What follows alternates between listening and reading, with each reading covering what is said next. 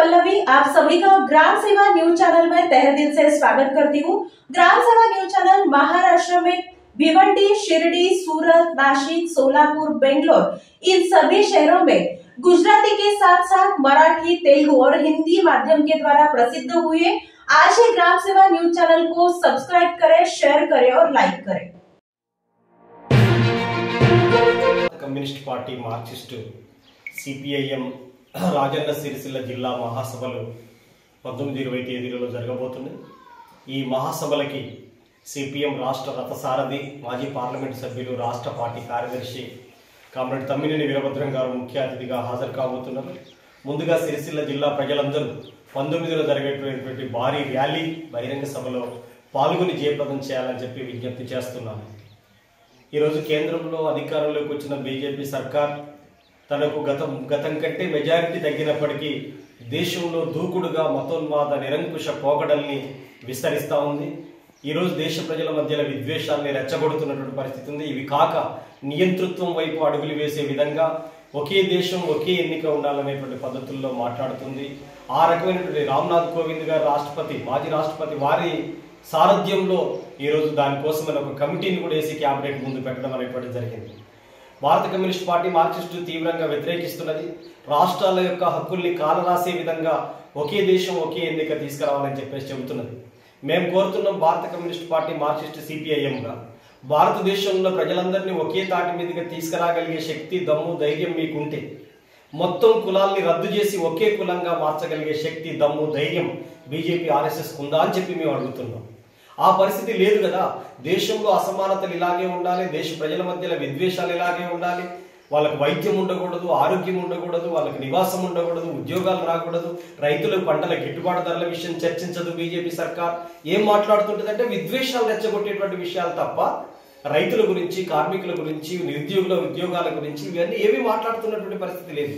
అందుకనే బీజేపీ కానీ మరొక వైపున ఎంఐఎం కానీ మత విద్వేషాలను ఎలా రెచ్చగొట్టాలి, దాని ద్వారా రాజకీయ పబ్బం ఎలా గడుపుకోవాలి, రాజకీయంగా ఎలా లబ్ధి చేకూర్చుకోవాలి అనేటువంటి ఉద్దేశాలు తప్ప ప్రజలకు జరిగేటువంటి మేలేంటో చెప్పేటువంటి పరిస్థితి లేదు। అందుకనే బీజేపీని మేము అడుగుతుంది ఏంటంటే గత 10 ఏళ్ల కాలంలో ఎంతమందికి ఉద్యోగాలు ఇచ్చారు మీరు? ఈ 10 ఏళ్ల కాలంలో రైతులకు గిట్టుబాటు ధర ఎంత ఇచ్చారు? ఈ 10 ఏళ్ల కాలంలో మహిళలకు భద్రత ఎంత కల్పించారు? ఈ 10 ఏళ్ల కాలంలో దళితులు, గిరిజనులు, మైనార్టీల మీద దాడులు జరగకుండా ఎంత నిలువరించగలిగారు? ఆ విషయాలు ఏం చెప్పలేకపోతుంది బీజేపీ। అందుకనే బీజేపీ ఆడుతున్నటువంటి గేమ్ లో భాగంగా ఈరోజు ప్రభుత్వ రంగ సంస్థలన్నింటినీ ప్రైవేట్ పరం చేసింది బీజేపీ సర్కార్। ఈరోజు రిజర్వేషన్స్ మొత్తం కూడా లేకుండా సామాజిక న్యాయాన్ని ధ్వంసం చేస్తున్నది బీజేపీ సర్కార్। కార్మికుల యొక్క స్వాతంత్ర్యం కంటే ముందు పోరాడి సాధించినటువంటి చట్టాలన్నింటినీ నీరుగార్చి 4 లేబర్ కోడ్లు తెచ్చినటువంటి పరిస్థితి ఉంది బీజేపీ సర్కార్। అందువల్ల దేశంలో రోజు రోజుకి పెరుగుతున్నటువంటి ధరల్ని చూస్తూ ఉంటే దేశంలో బీజేపీ పరిపాలన ఎవరి వైపు కొనసాగుతుంది అనేటువంటిది మనం అర్థం చేసుకోవచ్చు। అందుకే మనం చూడండి, ఈరోజు ప్రపంచంలో అమెరికాకు ట్రంప్ గెలవగానే మోదీ సంతోషపడ్డాడు। ఎందుకు సంతోషపడ్డాడంటే ట్రంప్, మోడీ విధానాలు మొత్తం కూడా నియంతృత్వం వైపు అడుగులేసేటువంటి విధానాలు, మితవాద ధోరణి కలిగినటువంటి విధానాలు, దేశం మీద మొత్తం ప్రపంచం మీద ఆధిపత్యం చెలాయించాలని చెప్పేసి ట్రంప్ అనుకుంటాడు। అట్లాగే దేశంలో మిగతా చిన్న చితక పార్టీలు బతకకూడదు, కేంద్రం పెత్తనం చేయాలి, అందుకే ఒకే ఎన్నిక తీసుకురావాలని చెప్పి మోడీ అనుకుంటాడు। అందుకనే ఇద్దరి మధ్యలో సామీప్యాలు ఎక్కువ ఉన్నటువంటి పరిస్థితి ఉంది। అందుకనే భారత కమ్యూనిస్ట్ పార్టీ మార్క్సిస్ట్ రాబోయేటువంటి రోజులలో ఈ దేశ ప్రజలకు అండగా నిలబడబోతుంది।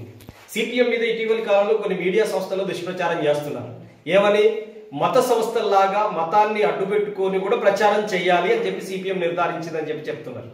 అలాంటి ఆలోచనలు చెప్పదు సిపిఎం ఎప్పుడు కూడా।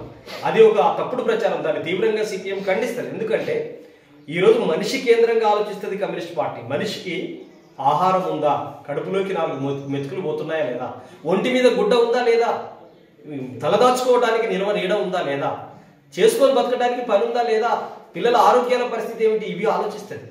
ముస్లిం అయినా, క్రైస్తవుడైనా, హిందూ అయినా మతం అనేటువంటిది ఇంట్లో ఉండాల్సింది। మతం అనేది అడ్మినిస్ట్రేషన్లోకి, రాజ్యంలోకి రాకూడదని చెప్తున్నటువంటి పార్టీ సిపిఎం పార్టీ। అందుకనే మత విశ్వాసాల పేరిట విద్వేషాలు రెచ్చగొట్టే వాళ్ళకి కమ్యూనిస్ట్ పార్టీ ఎప్పుడు దూరంగానే ఉంటుంది। అందుకనే కార్మికుల పక్షపాతిగా సిపిఎం ఉంటుంది। ఇట్లాంటి విషయాలన్నిటి కూడా చర్చించేందుకు సిపిఎం అఖిల భారత మహాసభలు 2025 ఏప్రిల్లో మదురై, తమిళనాడు రాష్ట్రం మదురైలో జరగబోతున్నాయి.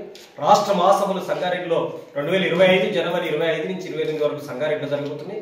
ఆ వెలుగులోనే సిపిఎం రాజన్న సిరిసిల్ల జిల్లా మహాసభలు కూడా జరగబోతున్నాయి. ఇక్కడ పార్టీకి ఒక చరిత్ర ఉంది. సిపిఎం రాజన్న సిరిసిల్ల జిల్లా పార్టీకి ఒక చరిత్ర ఉంది.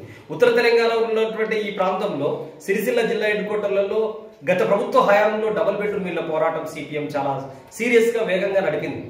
850 మంది పేదలకి ఇళ్ల స్థాయి ఇవాళ డబుల్ బెడ్రూమ్ ఇల్లు వచ్చినాయంటే సిపిఎం పోరాట ఫలితం.